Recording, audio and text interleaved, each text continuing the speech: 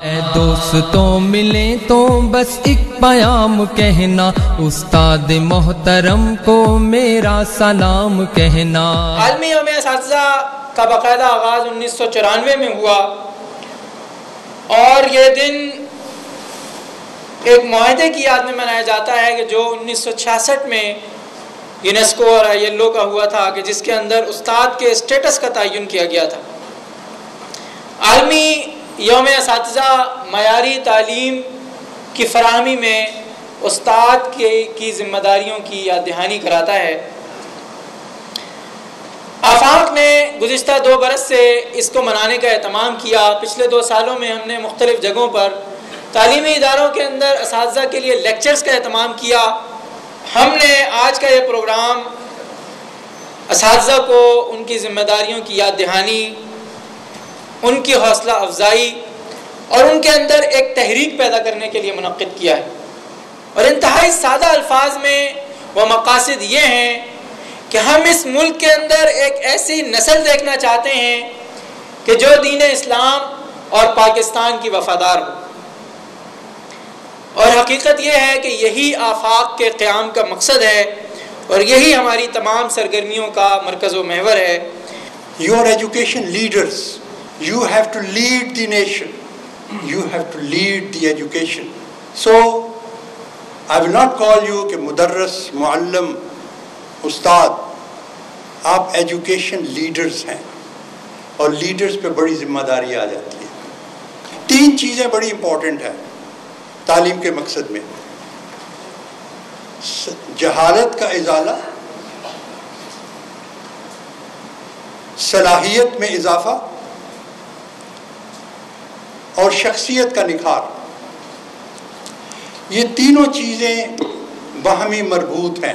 تو میں کہوں گا کہ تعلیم کو 2-3 فکروں میں تعلیم کے مقاصد کو آپ بند کر سکتے ہیں۔ تعلیم کا مقصد ہے انسانی نشو و نما۔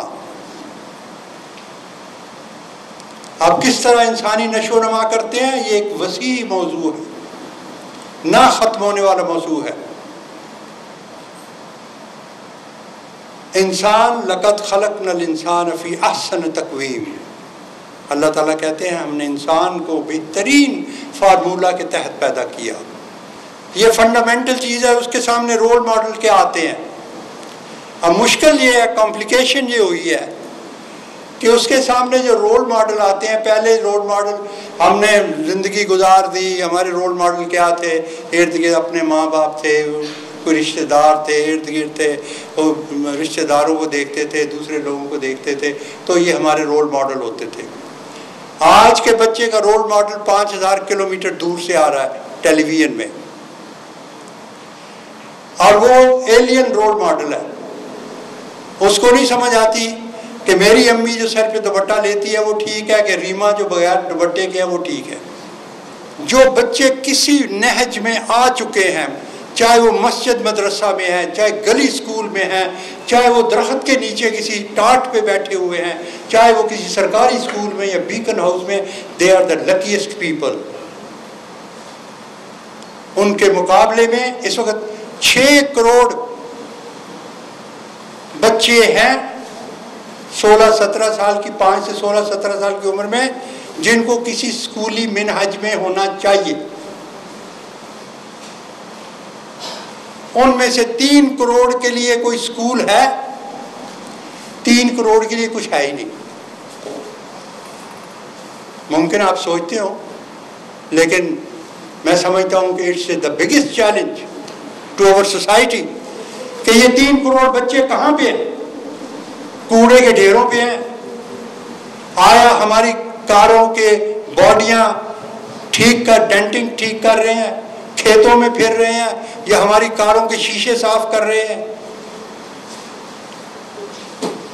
امیجن اے سیناریو کہ وہ بچہ جو آج 9-10 سال کی عمر میں کھڑا کار میں میری کار کا شیشہ صاف کر رہا ہے، 16-17 سال کی عمر میں کس قسم کا شہری بنے گا؟ I think it's a really great opportunity that we are together here celebrating the day dedicated to all the teachers all over the world. in a way, it's a pleasure, privilege, and honor for me to be here. ایک میرے استاد ہوتے تھے, وہ پاکستان میں جو مس fit لوگ ہوتے ہیں کہ جن کو جس شعبے میں نہیں ہونا چاہیے وہ اس شعبے میں ہوتے ہیں, تو ان کے لیے ایک proverbial type of saying, یعنی he used to repeat all the time. Apparently it sounds derogatory against either the teachers or the teaching profession. But he never meant to humiliate or in a way be disrespectful towards teachers or teaching profession. What he used to say, I would like to share it with you. وہ یہ کہتے تھے کہ those who are capable of accomplishing something significant, they do. Those who cannot, they teach. Those who cannot teach, they teach the teachers. And those who cannot teach the teachers, they write books about teaching. میرے نزدیک teacher وہ ہے کہ جس کے بغیر بچہ بہت اداس ہو جاتا, اور بچہ یہ محسوس کرے کہ زندگی میں بہت ہی قیمتی فرد جو ہے وہ اس سے دور ہے, اور جب تک ٹیچر کلاس سے باہر ہے تو بچہ اداس ہو, بچہ بے چین. میرے نزدیک وہ بنیادی طور پہ وہ بہت ہی اچھا ٹیچر یا ٹیچر خاتون ہوں.